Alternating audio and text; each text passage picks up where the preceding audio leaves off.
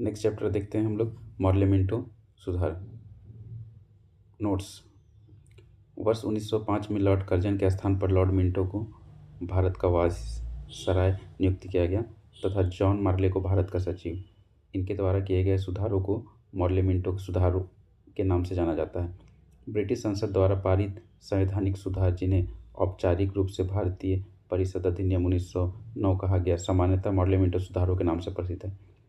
भारतीय परिषद अधिनियम 1909 मॉडले मिंटो सुधार का सबसे बड़ा दोष सांप्रदायिक प्रतिनिधित्व प्रणाली के तहत मुसलमानों के लिए पृथक निर्वाचन मंडल की व्यवस्था करना था। इस व्यवस्था के अंतर्गत परिषदों में मुसलमान सदस्यों का निर्वाचन सामान्य निर्वाचन मंडल द्वारा नहीं, अपितु केवल मुसलमानों के लिए गठित पृथक निर्वाचन मंडल द्वारा किया जाता था। वस्तुतः इसका आशय यह था कि मुसलमान संप्रदाय को भारतीय राष्ट्र से पूर्णतः पृथक वर्ग के रूप में स्वीकार किया गया।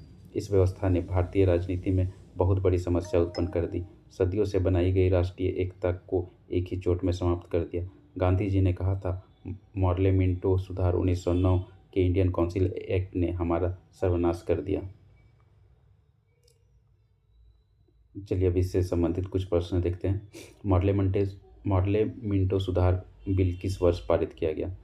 इसका आंसर होगा 1909। नेक्स्ट क्वेश्चन देखते हैं। 1909 के इंडियन काउंसिल एक्ट में किस बात की व्यवस्था की गई थी? इसका आंसर होगा सांप्रदायिक प्रतिनिधित्व, ऑप्शन नंबर बी। तीसरा क्वेश्चन देखते हैं।